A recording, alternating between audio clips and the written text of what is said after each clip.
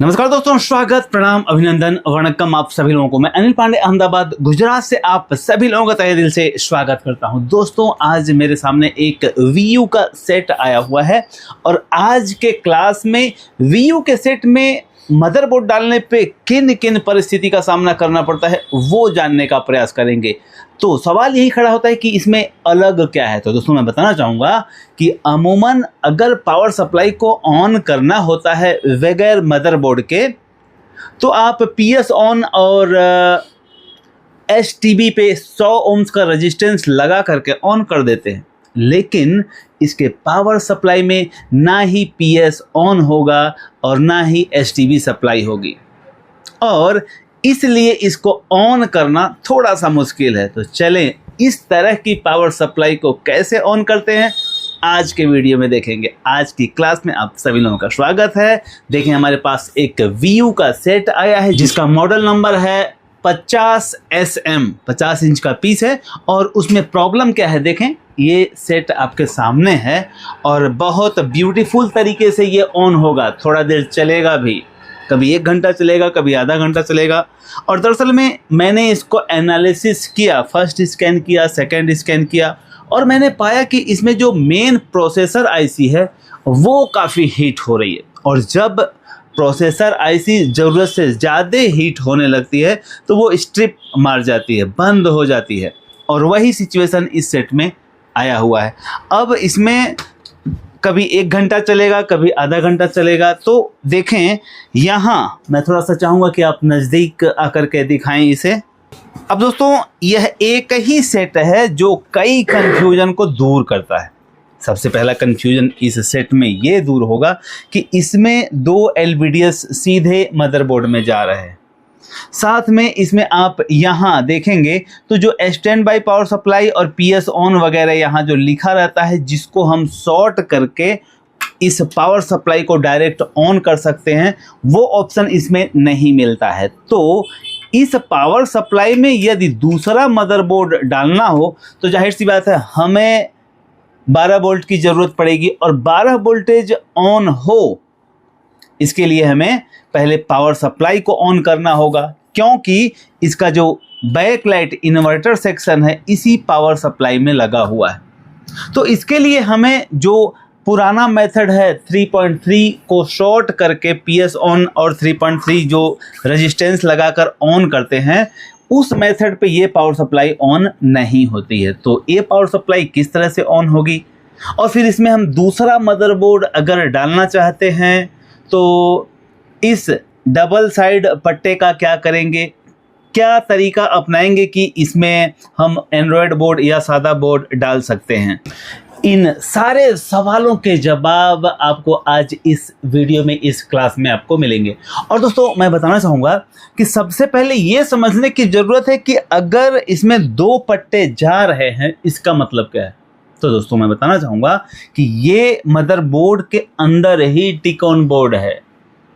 जो इस तरह के पैनल्स, इस तरह के जो सेट आते हैं, उसके मदरबोर्ड के अंदर ही टिक ऑन बोर्ड होता है। अब आपको पता है कि टिक ऑन बोर्ड में से 2 FFC बेल्ट निकल करके और वो पैनल में जाते हैं। तो चूंकि जो टिक ऑन बोर्ड है वो इस मदरबोर्ड के अंदर ही है, तो जो FFC बेल्ट निकल रहा है वो कनेक्शन सीधे यहाँ जा रहा है। अब आपको लगेगा कि क्या ऐसा हो सकता है, या कहीं कहीं थोड़ा कंफ्यूजन होगा कि सच में ऐसा होता है क्या। तो चलिए, मैं दिखाना चाहूँगा कि इसमें टिक ऑन बोर्ड कहाँ है। तो देखें, आप थोड़ा सा नज़दीक आकर के मैं चाहूँगा कि आप कैमरे को दिखाएं। तो देखें, मैं यहाँ बताना चाहूँगा कि ये जो हिस्सा है ये टिक ऑन वाला हिस्सा है। मैं चाहूँगा कि आप इसे नज़दीक से दिखाएं। तो देखें, यहाँ मैं कहूँगा कि जूम करके दिखाएं। आप यहाँ देखें VGH, आप यहाँ देख पा रहे हैं स्पष्ट रूप से, ये VGH यहाँ दिख रहा है। तो ये जो पूरा सेक्शन है ये टिक ऑन बोर्ड का सेक्शन है, और इस सेक्शन से जो सिग्नल निकलते हैं वो इस FFC बेल्ट के माध्यम से ये यहाँ जाते हैं। दरअसल में ये, इसे हम LVDS नहीं कह सकते हैं, ये FFC बेल्ट ही है, क्योंकि LVDS में से लो वोल्टेज डिफेंसिव सिग्नल प्रसार करते हैं। तो ये जो LVDS के फॉर्मेट में FFC बेल्ट लगा हुआ है, इसमें से LVDS सिग्नल नहीं बल्कि RX DX सिग्नल निकलते हैं। टिकोन बोर्ड में से जो दो बेल्ट लगे रहते हैं पैनल को जाते हैं, वो बेल्ट इसको समझें FFC बेल्ट। FFC बेल्ट अर्थात flat flexible cable, flat flexible belt. ठीक है, तो अब चलें इस सेट में क्या क्या कंफ्यूजन है वो समझने का प्रयास करते हैं, क्योंकि ये VU का सेट है, ध्यान रखें। और जिस तरह से इसके नाम में उल्टा आपको लिखा हुआ है ना, पहले U आता है फिर V आता है, तो इसका नाम ही उल्टा है VU। तो इसी तरह से इसमें बहुत सारे कंफ्यूजन भी हैं जो बहुत उलट फेर पैदा करते हैं, और यदि वो कंफ्यूजन आपको पता नहीं है तो निश्चित रूप से आप पैनल ख़राब कर देंगे, टिकोन ख़राब कर देंगे, या कुछ भी हो सकता है। तो चलें इस सेट में जो जो कंफ्यूजन है वो समझने का प्रयास करते हैं। तो सबसे पहला कंफ्यूजन तो ये है कि अगर इसमें आप इस मदरबोर्ड को रिप्लेस करके अपना नॉर्मल मदरबोर्ड डालना चाहते हैं तो सबसे बड़ी समस्या आएगी कि इसका जो पैनल है वो 4K है, और अपना जो मदरबोर्ड नॉर्मल होता है वो 2K सिग्नल रिलीज करता है। तो आप सोचेंगे कि एक कन्वर्टर बीच में लगाना पड़ेगा, बिल्कुल सही सोच रहे हैं। लेकिन दोस्तों मैं बताना चाहूँगा कि इसके लिए एक ऐसा टिकोन ही आता है जो 4K आउट करेगा, 2K ले करके 4K आउट करेगा, ऐसा टिकोन ही आता है। आप टिकोन दे मुझे, मैं दिखाना चाहूँगा।